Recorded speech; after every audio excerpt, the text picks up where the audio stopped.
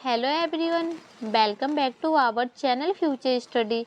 तो गाइस, इस वीडियो में एक new important question with answer की वीडियो आ चुकी है। सेमेस्टर 4 के लिए बीए प्रोग्राम एजुकेशन सब्जेक्ट है जो आपका, इसमें देखिए जो आपका चैप्टर 4 है, इसके हमने यहाँ पर इम्पोर्टेंट क्वेश्चन लिए। टोटल यहाँ पर हमने आपको 3 इम्पोर्टेंट क्वेश्चन लिए, तीनों के आंसर आपको इसी वीडियो में कंप्लीट कराएंगे। जो आपके चैप्टर 4 के इम्पोर्टेंट क्वेश्चन है, ये तीनों आपके सामने देखिए। एंड इससे पहले देखिए, हमने इस वीडियो को मिलाकर टोटल 16 क्लासेस हमारी हो रही है। 16 क्लासेस में जो आपकी सिलेबस होता है ना, हमने पूरा 100% सिलेबस आपका जो कंप्लीट करा दिया है। अगर आपके सिलेबस के अकॉर्डिंग आपके पेपर में कोई सा भी क्वेश्चन आता है ना, तो आप ये सब वीडियो देख के आंसर अच्छे से लिख सकते हैं। ठीक है, तो सिलेबस के अकॉर्डिंग आपके पेपर में क्वेश्चन आएंगे, तो आप ये सभी जितने भी हमने 16 वीडियो कराए, तो ज़्यादा से ज़्यादा आपकी मान के चल सकते हैं। ये सारी वीडियो मिला के ये 3 से 4 घंटे के अंदर आपकी ये 16 वीडियो कंप्लीट हो जाएगी। वीडियो ज़्यादा लंबी नहीं है, 10 मिनट, 15 मिनट, 8 मिनट की वीडियो है ये एक वीडियो।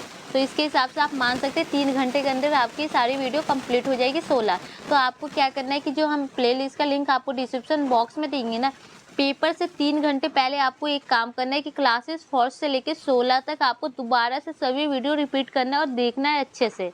जिससे ये होगा कि आपका एक तरह से रिवीजन हो जाएगा, जिससे आपको कोई सा भी क्वेश्चन आएगा आप अच्छे से लिख सकते हैं। ठीक है, तो क्वेश्चन आपको ये तीनों समझ में आ गए। चलिए इन तीनों के एक एक करके आंसर आपको बताते हैं। तो देखिए, क्वेश्चन फर्स्ट है, शिक्षकों के साथ साथ छात्राओं के लिए भी चिंताशील अभ्यास के क्या लाभ है। तो इसके जो लाभ क्या होते हैं, इंपॉर्टेंट पॉइंट, तो देखते हैं आंसर। आत्म आश्वासन वाले शिक्षकों के विकास में चिंताशील अभ्यास के लाभ। चिंतनशील अभ्यास ये समझने की क्षमता में सुधार करता है कि छात्र कैसे सोचते, ताकि ये तय किया जा सके कि उन्हें सबसे प्रभावी तरीके से कैसे पढ़ाया जाए। तो ये आपकी हेल्प ये करेगा, इसका महत्व ये है कि जो स्टूडेंट है उनकी क्षमताओं के सुधार करेगा। अगर कुछ खराबी है उसमें अभ्यास में, कि उनको कैसे अच्छे तरीके से पढ़ाया जा सके जो कि उन्हें समझ में आए। उन्हें सबसे प्रभावी तरीके से कैसे पढ़ाया जा सके, मतलब एक अच्छे तरीके से कैसे उन्हें पढ़ाया जा सके। शिक्षक शिक्षण पर ध्यान केंद्रित करके छात्राओं को होने वाली किसी भी सीखने की बाधाओं को पहचान सकता है।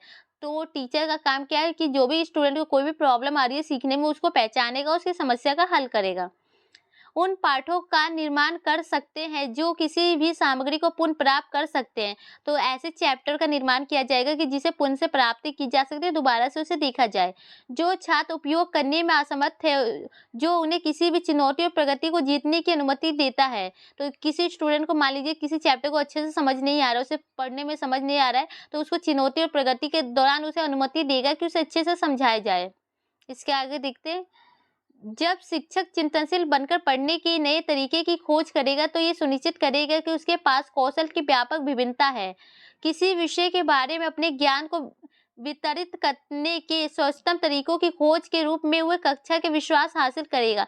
तो जब स्टूडेंट क्या करेगा, स्टूडेंट कह रहे हैं, टीचर जब आपको पढ़ाने की कोशिश करेगा तो नए नए तरीके खोजेगा कि जो कि आपके व्यापक विकास के लिए विभिन्नताएं हो, और जिससे ये होगा कि आपके उन्हें विषय के ज्ञान होगी जो जो आपके विश्वास को वो हासिल कर सकते हैं और आपको अच्छी तरह से पढ़ाएंगे। वे विचारशील करके छात्रों की समस्या समाधान क्षमताओं में सुधार कर सकते हैं, और एक विचार करेंगे आपस में, जिससे ये होगा कि समस्या जो समाधान होती है ना, जो क्षमताएं होती है, उनमें सभी में सुधार किया जाएगा। किसके? छात्रों के, स्टूडेंट की। वे आपके पाठों को देने के तरीके को चुनौती देने और सुधारने के द्वारा नए विचारों को खोजेंगे और अपने शिक्षण में अधिक बहुमुखी बनेंगे, और आपको नए नए तरीके खोजेंगे जिससे आपको अच्छे से समझ में आ सके, और अपने जो शिक्षण में वो एक बहुमुखी, मतलब एक अच्छे टीचर के रूप में बनेंगे। यह आपको अपने स्वयं के शिक्षण पर चिंतन करने और उसकी सहारण करने का अवसर देता है।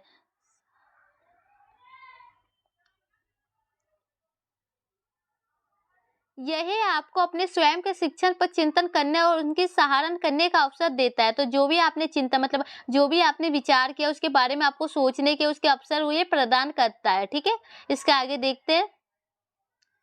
विकास में सहायता करता है, और ये आपके विकास में भी सहायता करता है। छात्राओं को विचारशील करने के परिणाम से चुनौती दी जा सकती है, उनको जो विचारशील होते हैं उनमें चुनौती भी दी जा सकती है स्टूडेंट को, क्योंकि शिक्षक कक्षा में लेन देन के दौरान नए दृष्टिकोणों का उपयोग करते हैं। शिक्षक को छात्रों को आपके प्रतिबंध के परिणाम से सीखने के नई चुनौतियों का सामना करने के लिए प्रेरित करना चाहिए। और टीचर आपको नई नई चुनौतियों का सामना करने के लिए भी प्रेरित करेगा कि आपके सामने कोई भी चुनौती आए उसका समाधान आप निकाल सके, ताकि वो एक स्थिर और आत्मविश्वास से भरे ज्ञान का आधार बन सके। और कि इससे ये होगा कि जो आपके आत्मविश्वास पैदा होगी और आत्मविश्वास से भरे एक ज्ञान आपके सामने आ जाएगा। ठीक है, तो फिर इसी का नेक्स्ट क्वेश्चन देखते हैं, उसका आंसर हम आपको बताते हैं। तो देख सकते हैं इसी का क्वेश्चन सेकंड है, जो आपका गिब्स द्वारा दिए गए प्रक्रिया प्रतिमान का वर्णन करे। तो इसकी जो वर्णन करने के लिए आपको कुछ पॉइंट की सहायता लेनी पड़ेगी। जैसे कि देखिए, गिब्स 1988 के अनुसार चिंतनशील की प्रक्रिया में वितरण, भावनाएं, मूल्यांकन, विश्लेषण, निष्कर्ष और कार्य योजना शामिल है। तो जो इनकी चिंतनशील की प्रक्रिया, इनके वर्णन के लिए पॉइंट आपके लिए इंपॉर्टेंट है। एक एक करके इन पॉइंट के बारे में हम जानेंगे। देखिए, फर्स्ट पॉइंट है घटना का वितरण। जैसे कि नाम से पता चलता है, वितरण में उस घटना अवधारणा का विस्तृत वितरण शामिल है जिस पर कोई विचार कर रहा है। तो कोई भी विषय वस्तु या कोई भी घटना जिस पर विचार करते हैं उसका वितरण किया जाता है। ठीक है, यह क्या हुआ इसका वितरण है। तो मतलब कि यहाँ पर क्या हुआ तो उसका वितरण। उदाहरण के लिए, यदि आप किसी घटना का वर्णन कर रहे हैं तो इसमें ऐसे पर्सन शामिल हो सकते हैं। अगर आपके पास कोई घटना है, कोई भी कहीं भी आप घूमने गए तो वहाँ पर कुछ घटित हुआ, तो आप उसके बारे में कैसे पर्सन निकाल सकते हैं। जैसे कि देखिए, जैसे आप वहाँ क्यों थे, आप क्या कर रहे थे वहाँ, और कौन था, घटना का संदर्भ क्या था।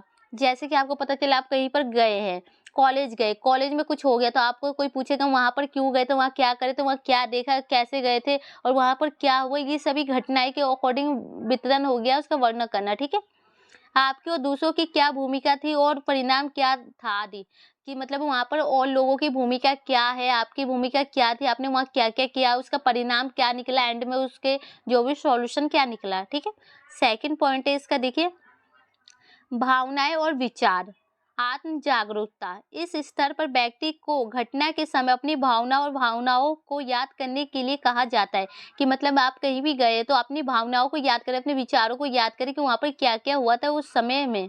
ठीक है, और इसका थर्ड पॉइंट है मूल्यांकन। मूल्यांकन में जो हुआ उसके बारे में निर्णय लेना शामिल है। इस स्तर पर व्यक्ति घटना के संबंध में अपने अच्छे या बुरे अनुभव को याद करने और उसका मूल्यांकन करने का प्रयास करता है।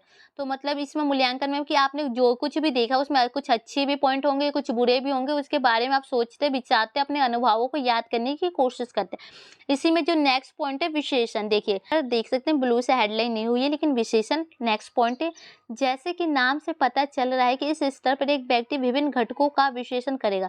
विभिन्न घटक होते हैं, उन सभी का व्यक्ति विश्लेषण कर रहा है। ठीक है, इस उद्देश्य के लिए घटना को विभिन्न महत्वपूर्ण घटकों में विभाजित किया गया और विश्लेषण के बाद निष्कर्ष पर पहुंचने के लिए प्रत्येक घटक का विश्लेषण किया जाता है। कि मतलब कि वहां पर घटना में क्या क्या होता है, सभी के अलग अलग टुकड़ों में उसे बांट देंगे घटक में और उसका विश्लेषण करेंगे।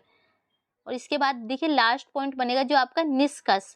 यह कदम तब आता है जब व्यक्ति ने विभिन्न पहलुओं और विभिन्न कोणों से घटना की खोज की और इस प्रक्रिया में अपने निर्णय को आधार बनाने के लिए बहुत सारी जानकारी एकत्र की है। तो मतलब निष्कर्ष में क्या किया, आपने पूरा जांच पड़ताल अच्छे से कर लिया, अब आपको लग रहा है कि हाँ ये इसके ऊपर इसका निष्कर्ष हम ये निकाल सकते हैं, तो उसे निष्कर्ष कहते हैं। ठीक है, इसका नेक्स्ट पॉइंट है कार्य योजना।